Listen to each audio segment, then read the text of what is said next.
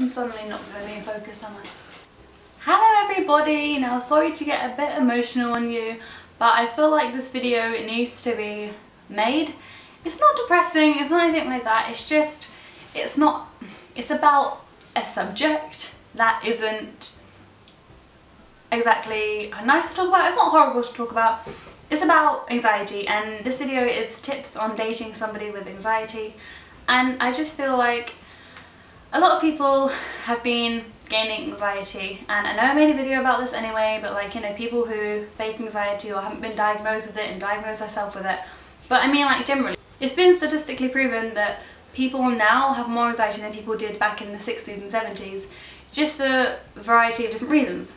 And also, being one of them people with anxiety, I know that it can be hard dealing with it myself, but I also know that people with anxiety are difficult to deal with. Dealing with people is something you need to do, but when you're in a relationship with someone, you also need to be able to deal with their issues, and for me, anxiety is one of my issues. But I just thought that I'd show you this video because I think it's quite important for people to know how to deal with it, and yeah, these are just some tips on dating somebody with anxiety. The first one is space.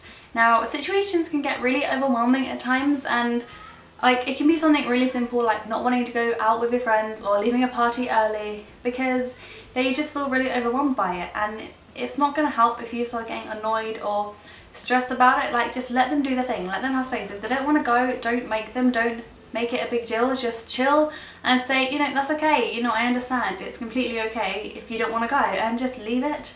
Just let them have that time alone that they need. Obviously, if it's your girlfriend or boyfriend, they're going to care about you, they want to go.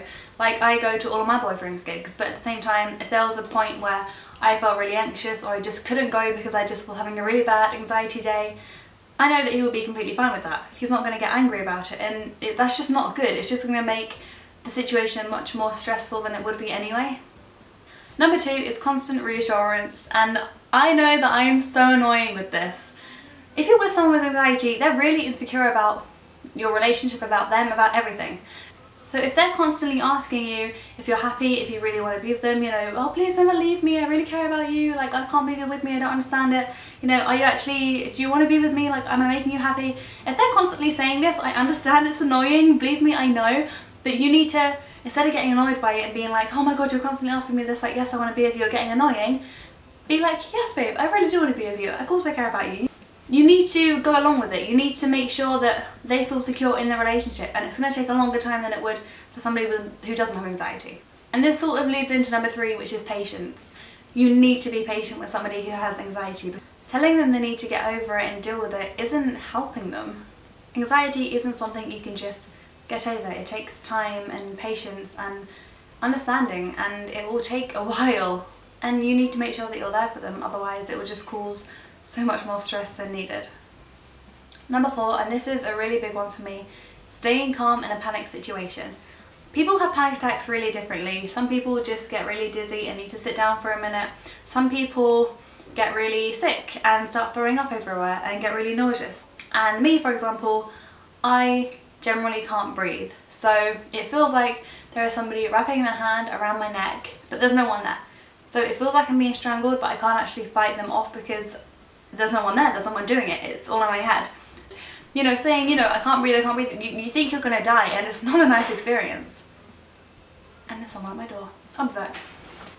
So yeah, if you feel like somebody is strangling you, having the other person also freaking out isn't gonna help the situation. And I know it's hard because if there's somebody you care about who's saying they're dying and can't breathe, you know, obviously you're gonna be panicking, but it's honestly so much easier if you're just calm and being like, it's fine babe, you can breathe, you know, you can, and sort of breathe with them. It'll be so much easier. It will take some time, but I think you can do it, it's fine, it's not that difficult. And the last one is be understanding. If they're having a few days where they don't really want to leave the house, don't want to talk to many people, don't really want to do anything, don't get angry about it, don't try and understand it. I mean, you need to be understanding of it, but just sort of be like, you know, okay, you need to learn that it's not something that can just be fixed.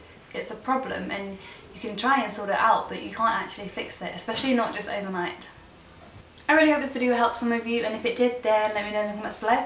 I love you so much, and I'll see you when I see you. Bye!